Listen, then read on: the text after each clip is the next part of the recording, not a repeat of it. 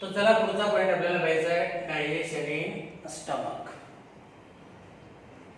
मी मागच्या तासाला तुम्हाला सांगितलं होतं की डायजेशन ऍक्टिव्हिटीज 3 ठिकाणी कॅरी आउट केल्या जातात. एक बकल कॅव्हिटी, दुसरं स्टमक आणि तिसरं आहे स्मॉल इंटेस्टाइन. आणि 3 घटकाचं आपण डायजेशन करतो. एक म्हणजे कार्बोहायड्रेट, दुसरं म्हणजे प्रोटीन आणि तिसरं म्हणजे फॅट. मागच्या तासाला आपण बकल कॅव्हिटीमध्ये डायजेशन पाहिलं. बकल कॅव्हिटीमध्ये कुणाचं डायजेशन होतंय?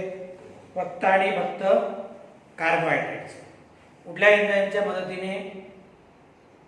सलायव्हरी अमायलेज. कुठल्या? सलायव्हरी अमायलेज. मग आता फूड मटेरियल बकल कॅव्हिटीमधनं पॅरेंक्स मध्ये आलं, पॅरेंक्स मधनं इसॉफेगस मध्ये आलं, इसॉफेगस मधनं पेरिस्टाल्सिस मुवमेंटने कुठे आलं? गॅस्ट्रो इसॉफेजियल स्फिंक्टर त्यानं क्रॉस केलं आणि सरळ सरळ फूड मटेरियल कुठे आलं?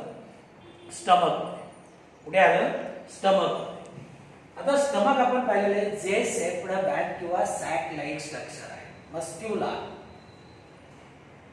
बॅग लाईक और सॅक लाईक स्ट्रक्चर. आता मेकॅनिकल आणि केमिकल डायजेशन दोन्ही प्रोसेसेस जसं बकल कॅव्हिटी मध्ये होत आहेत तसं इथंही मेकॅनिकल आणि केमिकल डायजेशन. आणि इथं परत आपण पहिला पॉइंट नोट करू शकतो, both mechanical and chemical digestion, both mechanical and chemical digestion takes place in stomach. they होते both mechanical and chemical digestion that takes place in stomach. आता याच्यामध्ये काय होते त्याला आपण काय म्हणतो? दॅट इज कॉल्ड ॲज मॅस्टिकेशन किंवा चर्निंग. कुठे होईल? स्टमक. आता चर्निंग होतं त्याला आपण म्हणतो. तर याच्यामध्ये बघा, जेव्हा फूड मटेरियल स्टमक मध्ये येईल, our stomach stores food for 4 to 5 hours.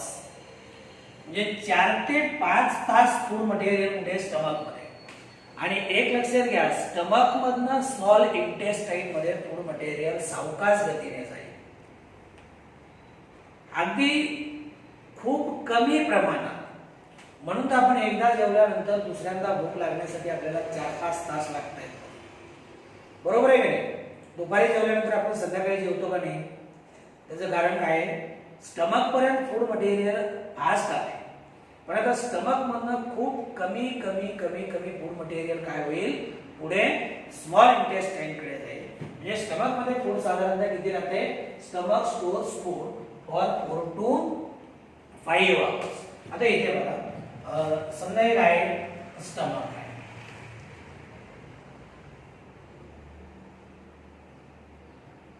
एक सिंपल डायग्राम आहे. हे स्टमक आहे. इथे वरती कोण आहे? वरती इसॉफेगस आहे. काय हा? इसॉफेगस. हे झालं स्टमक. आला लक्षामध्ये? डायग्राम काढला. आता बघा, इथं फूड मटेरियल किती वेळ साठवून ठेवलं जाते? 4 to 5 hours. किती? 4 to 5 hours. Then say here physical digestion of food occurs by churning. And see a thick muscular wall of stomach helps in churning action or helps in churning process. आता churning process म्हणजे काय? इथं जे food material आहे ना, हे food material या wall वरती इकडचं इकडे म्हणजे फूड मटेरियल आतमध्ये काय होईल? असं घुसळलं जाईल. फूड पार्टिकल एकमेकावरती आदळतील आणि परत सिंपल फॉर्म मध्ये कन्वर्ट होतील. याला म्हणायचं चर्निंग ऍक्शन. फूड मटेरियल आतल्या आत घुसळण्याची process, that is called as churning action. म्हणजे हे फिजिकल डायजेस्ट. काय झालं? Physical digest. तर हे झालं. आणि दुसरी गोष्ट, स्टमकची जी वॉल आहे थिक आहे आणि मस्क्युलर आहे, याच्यामुळे चर्निंग ऍक्शन काय होते? प्रॉपर होते. आलं लक्षामध्ये? दुसरी गोष्ट, same churning also helps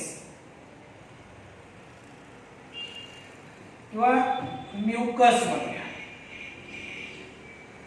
mucus helps in,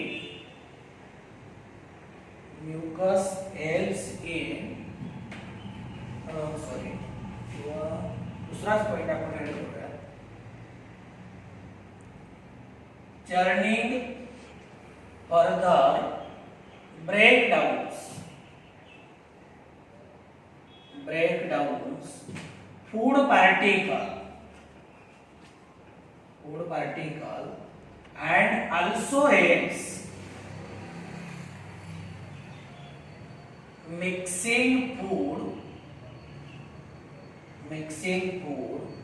with gastric juice, जो की स्टमक मधनं सिक्रेट होतो. चर्निंग मुळे काय होतंय? फूड पार्टिकल परत स्मॉलर पार्टिकल मध्ये कन्वर्ट होतंय. आणि दुसरी गोष्ट, याच्यामध्ये गॅस्ट्रिक ज्यूस मिसळला जातो. काय होतो? गॅस्ट्रिक ज्यूस मिसळला जातो. आता याच्यामध्ये आपली जी इनर मोस्ट लेअर आहे एलिमेंटरी कॅनॉल, कुठली आहे? इनर मोस्ट कुठली आहे? म्युकोसा. कुठली? म्युकोसा. या म्युकोसा लेयर मध्ये आपण पाहिलं होतं कुठल्या ग्लँड आहे? Gastric gland. Mucosa layer of stomach has gastric glands. कुठल्या ग्लँड आहे? स्टमक मध्ये जी म्युकोसा लेयर आहे, या म्युकोसा लेयर मध्ये गॅस्ट्रिक ग्लँड आहे. कुठल्या? Gastric gland. And remember here, each gastric Gland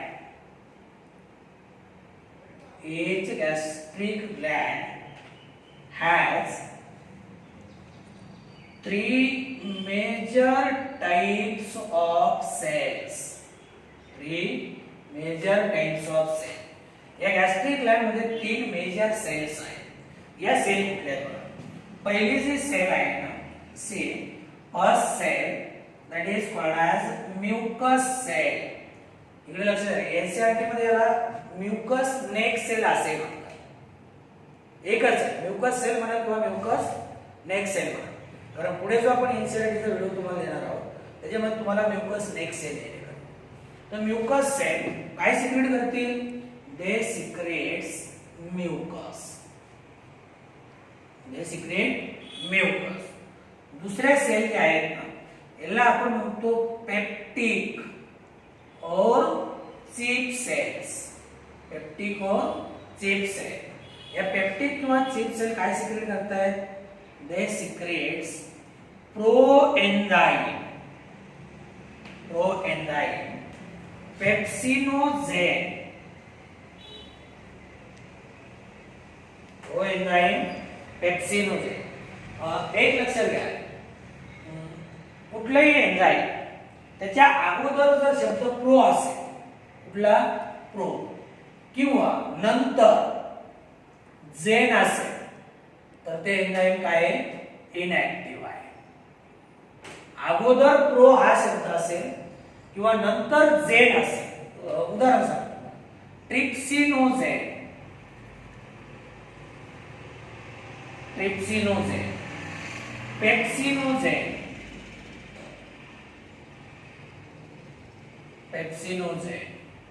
किंवा कायमोट्रिप्सिनोजेन. प्रत्येकाच्या नंतर जेन आहे का नाही शेवटी, मग समजायचं हे एन्झाइम कुठलं आहे? इनॅक्टिव्ह आहे. कुठलं? इनॅक्टिव्ह. तर याला पेप्टिक किंवा चिप सेल पुढे they secrete proenzyme pepsinogen. नंतर third point, that is parietal, or these are also called as oxyntic cells. They secretes HCl, hydrochloric acid, and intrinsic factor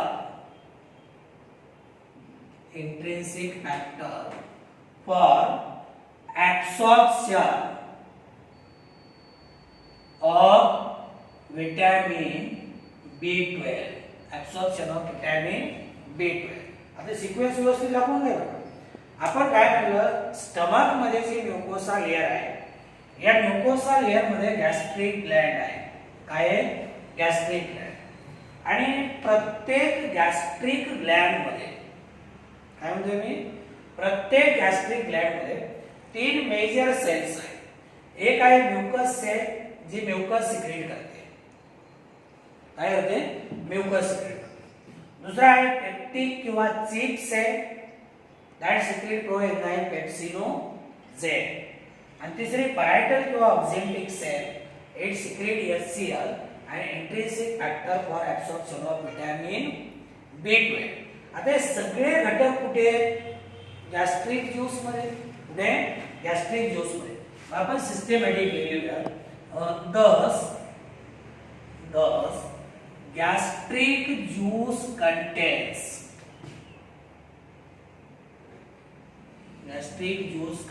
काय काय बघा गॅस्ट्रिक ज्यूस मध्ये? Mucus, बोला बरं का, अरे इथे लिहिले ते, प्रोएन्झाइम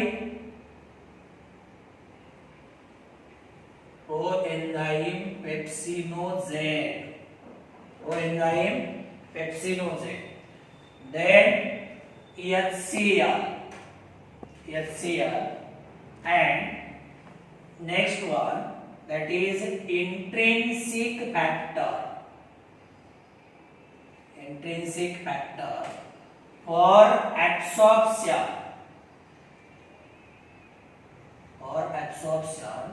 of vitamin B12.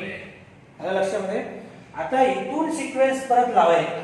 Gastric juice मध्ये लक्षात ठेवा काय काय. गॅस्ट्रिक ग्लँड सिक्रेट करणारा ज्यूस म्हणजे गॅस्ट्रिक ज्यूस. गॅस्ट्रिक ग्लँड मध्ये 3 सेल, या प्रत्येकीचं सिक्रेशन काय हे आपण पाहिलं.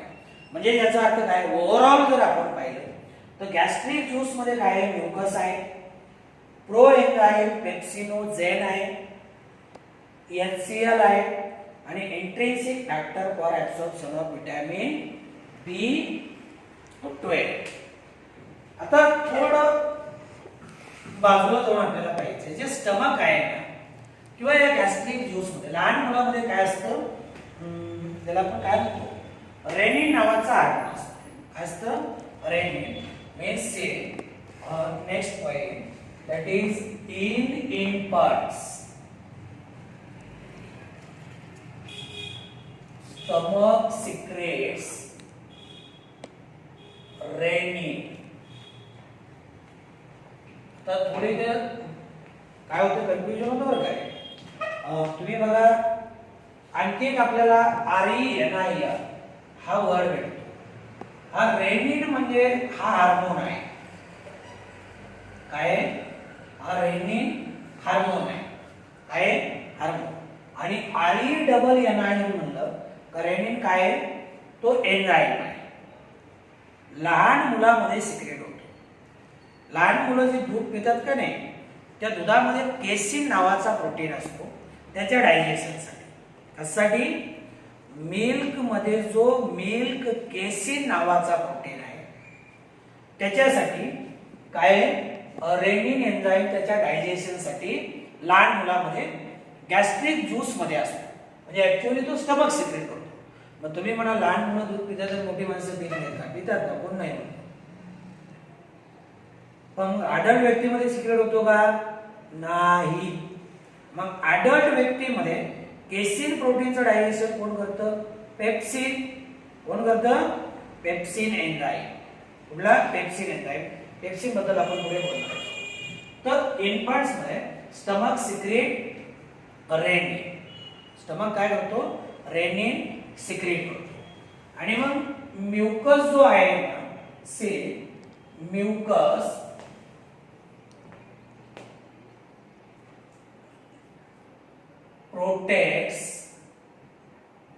protects inner lining of stomach from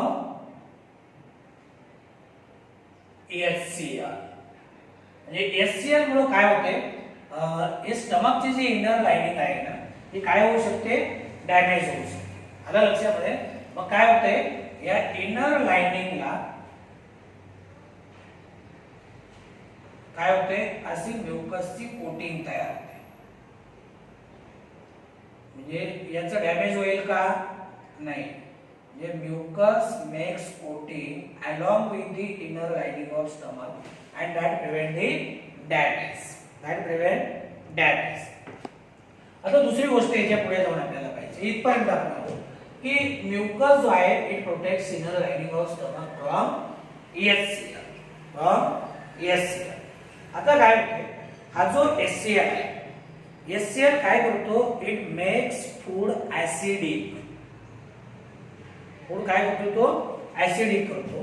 same here we can say that HCl present in gastric juice makes food acidic. म्हणजे ऍसिडिक फॉर्म मध्ये काय करतो, त्याला कन्वर्ट करतो. कोण, HCl. आणि दुसरं आणखी HCl चे काम आहे, it kills germs. It also kills germs and germs. Otherwise, germs might be present in food. बरं, जे काही फूड मटेरियल आपण घेतले, कळत नकळत फूड मटेरियल म्हणा कॉन्टॅमिनेटेड असेल, दूषित असेल, वॉटर कॉन्टॅमिनेटेड असेल, याच्या माध्यमातून जर काही जर्म्स, डिसीज कॉजिंग एजंट किंवा पॅथोजन आतमध्ये आले तर ऍसिडिक मीडियम मुळे काय होत नाही, आपल्या स्टमक मध्ये ते सर्वाइव्ह होत नाही. आलं लक्षात, ऍसिडिक मीडियम मुळे सर्वाइव्ह होत नाही. आता बघा, मागच्या तासाला मी तुम्हाला एक पॉइंट सांगितलं, सलायवरी अमायलेजचे ऍक्शन कुठे होते, फक्त माउथ मध्येच. हा, सलायवरी अमायलेज फूड बरोबर स्टमक मध्ये येतो. कुठे येतो, स्टमक मध्ये. पण आता इथे बघा, स्टमक मध्ये HCl सिक्रेट झालाय. HCl मुळे स्टमक मधला मीडियम ऍसिडिक झाला. त्याचा परिणाम काय होईल, मी मुद्दाम ते सांगायचे, तर त्याचा परिणाम काय होईल, सलायवरी अमायलेजचे ऍक्शन स्टॉप होईल. लिहूया इथं मग, and stops action of salivary amylase. Stop action of salivary amylase. म्हणजे HCl मुळे फूड मटेरियल ऍसिडिक मीडियम मध्ये कन्वर्ट झालं, सलायवरी अमायलेजची ऍक्शन स्टॉप झाली, आणि it also kills germ that might be present in the food. कळत नकळत, चुकून, जाणून बुजून नाही, जर्म जर फूड मटेरियलच्या माध्यमातून आपल्या शरीरामध्ये आले तर त्याचे डायजेशन म्हणजे त्याला किल करण्याचं काम कुणामुळे होतं, ऍसिडिक मीडियम. नंतर same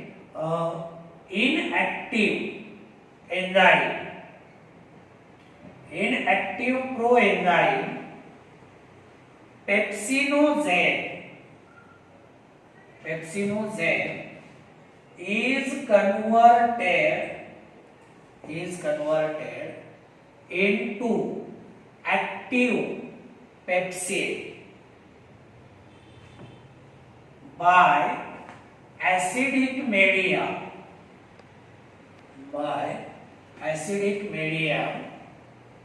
provided by HCl or in acidic medium provided by HCl. उन्हें प्रोवाइड केलं HCl. म्हणजे आता बघा, जो इनॅक्टिव्ह प्रोएन्झाइम होता पेप्सिनोजेन, तो ऍसिडिक मीडियम मुळे काय होतो किंवा HCl च्या संपर्कामध्ये आल्या तो कशामध्ये कन्वर्ट झाला, ऍक्टिव्ह फॉर्म. कशामध्ये, ऍक्टिव्ह फॉर्म. ऍक्टिव्ह फॉर्म कुठला आहे, पेप्सिन. ऍक्टिव्ह फॉर्म कुठला आहे, पेप्सिन.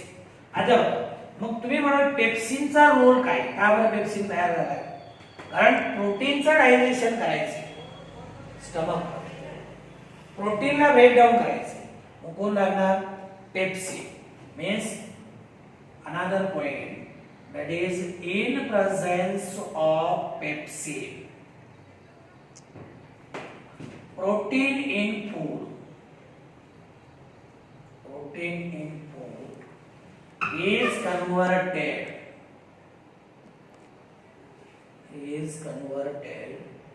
into simple forms. आता हे सिंपल फॉर्म कुठले आहेत बघा. वाटलं आपण इक्वेशन पहिल्यांदा आपण काय करूया, पेप्सिनोजेनचं कन्वर्जन करूया. पेप्सिनोजेन ऍक्टिव्ह आहे का इनऍक्टिव्ह? Inactive enzyme. कुणाच्या कॉन्टॅक्ट मध्ये आला? HCl. pH highly acidic 1.8. त्याच्यामुळे कन्वर्जन झालं पेप्सिन. कशामुळे? पेप्सिन. आणि नंतर पेप्सिन काय करतो? प्रोटीनचं कन्वर्जन सिंपल फॉर्म. म्हणजे वाटलं दुसरं इक्वेशन लिहू आपण.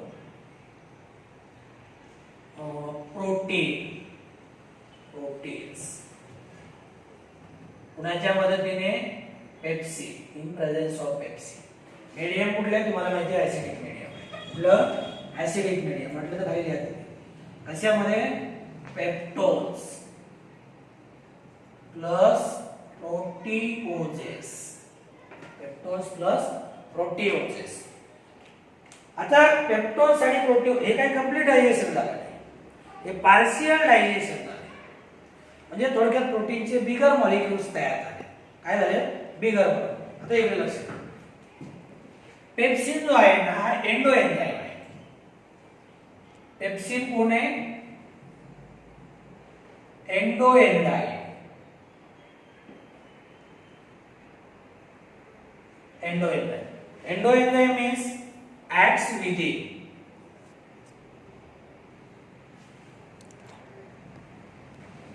ते लक्ष. आता आपण काय पाहिलं? पेप्सिनोजेन हा जो इनॅक्टिव्ह एन्झाइम आहे तो ऍक्टिव्ह फॉर्म म्हणजे पेप्सिन मध्ये बनवतात. आणि पेप्सिननं काय केलं? हा प्रोटीन पेप्टोन्स आणि प्रोटीओजेस मध्ये तोडला, ब्रेक केला. काय केलं? तोडला. आता हे बिगर मॉलिक्युल्स आहे, हे काही सिंपल फॉर्म मध्ये नाही. तुम्ही म्हणाला असं कसं काय झालं? त्याचं कारण बघा. पेप्सिन कोण आहे? Endo enzyme. Endo enzyme is acts within.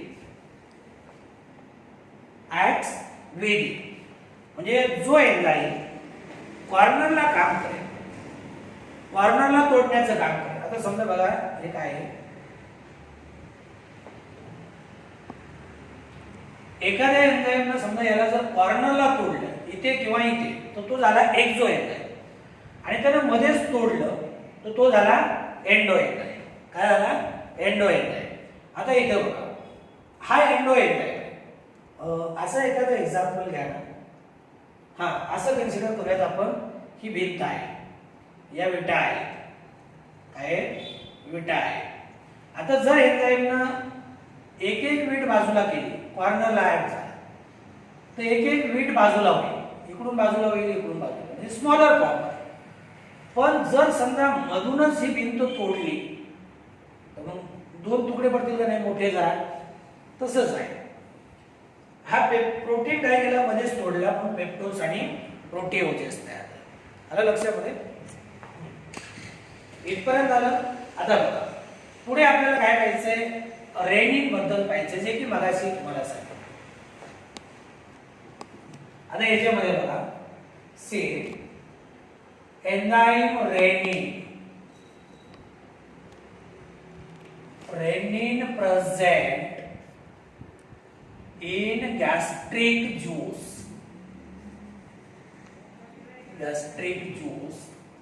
It helps in digestion of milk protein. कुठलं मिल्क प्रोटीन? केसीन. कुणामध्ये? लहान मुलामध्ये. In infants. आपण मगाशीच पाहिलं की नाही की स्टमक जो आहे ना, स्टमक काय करतो? रेनिन एन्झाइमचे काही अमाऊंट लहान मुलामध्ये सिक्रेट करतो. काय करतो? लहान मुलामध्ये सिक्रेट करतो. कशासाठी?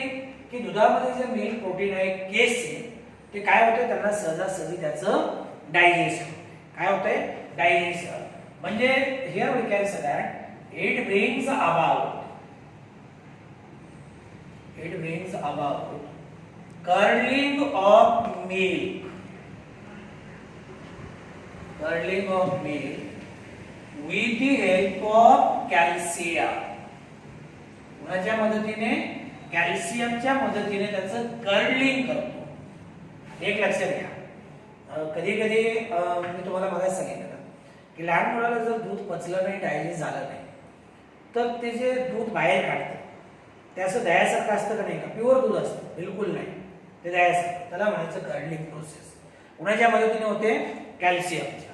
तर डायजेशन झालं थोडक्यात, bring about curdling of milk with the help of calcium. म्हणजे आता काय झालं, मिल्क प्रोटीन कोॲग्युलेट झाले. आलं लक्षामध्ये, मिल्क प्रोटीन कोॲग्युलेट झाले. then coagulated milk protein is further digested. coagulated म्हणजे कर्लिंग झालं म्हणजे मिल्क प्रोटीन कोॲग्युलेट झाले, त्याच्यानंतर काय होतं, डायजेशन सोपं होतं. आलं लक्षामध्ये. And say rennin is not secreted in adult. आपल्यामध्ये नाही, अडल्ट मध्ये नाही. मग अडल्ट मध्ये मिल्क प्रोटीनचं डायजेशन कोण करतं, मगाशी सांगितलं तुम्हाला, कोण करतं, पेप्सिन. लहान मुलांमध्ये रेनिन आणि अडल्ट मध्ये पेप्सिन. म्हणजे अडल्ट मध्ये रेनिन एन्झाइम काय होत नाही, सिक्रेट होत. तर इथपर्यंत झालं गॅस्ट्रिक डायजेशन. मग याच्या शेवटी काय झालं, एक food material semi solid acidic medium मध्ये कन्वर्ट झालं. त्याला काय म्हणायचं, that is called as child. Means here we can say that at end of gastric digestion,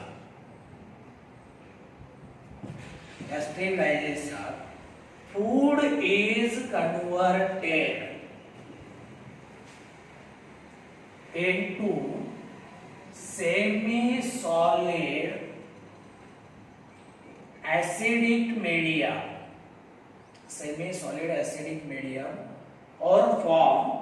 त्याला काय म्हणायचं, that is called as child. म्हणजे सेमी सॉलिड किंवा सेमी लिक्विड फॉर्म मधलं जे फूड मटेरियल आहे त्याला काय म्हणायचं, चाइल्ड. आलं लक्षामध्ये. आणि दिस child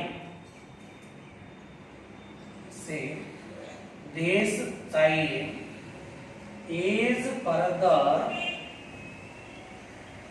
passes into small intestine.